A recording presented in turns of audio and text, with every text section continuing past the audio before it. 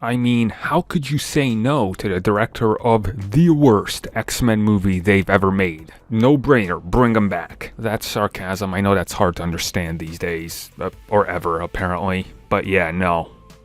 No, God, no. Do not want him back.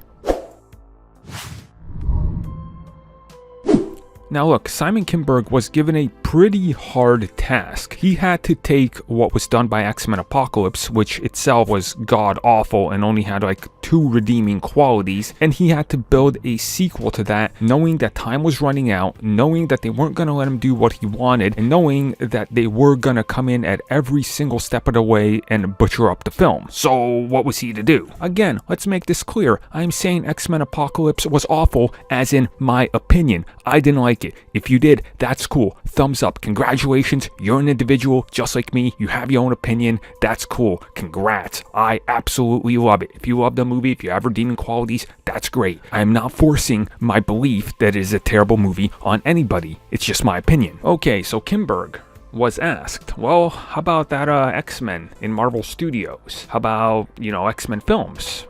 They probably have some ideas. What do you know? And he wouldn't really talk about it much because, well, he probably doesn't really know what they're planning, because I'm guessing they're probably not asking him. But then the question was asked, well, would you want to come back? And if you guys want the full transcript, it is linked down below. But the gist of what he said was, yeah, he would have loved to. They're his favorite comics growing up. He would have loved to get another crack at it for a lot of reasons. But again, he just doesn't know if it's going to happen. And he talks about how the one thing that the MCU does well is how they respect the filmmaker and how they respect the fans, and they kind of merge 2 into 1 because they look for the fans to make the films. And one thing that I really love that he says is the fact that he hopes they bring in the X-Men science fiction element, which they have throughout the comics. Now, obviously, if you've read the comics, X-Men, space element, they have tons of space characters. They have, the Savage Land and all this. There's tons of science fiction that Fox never touched upon. The Phoenix itself, for example, he directed Dark Phoenix.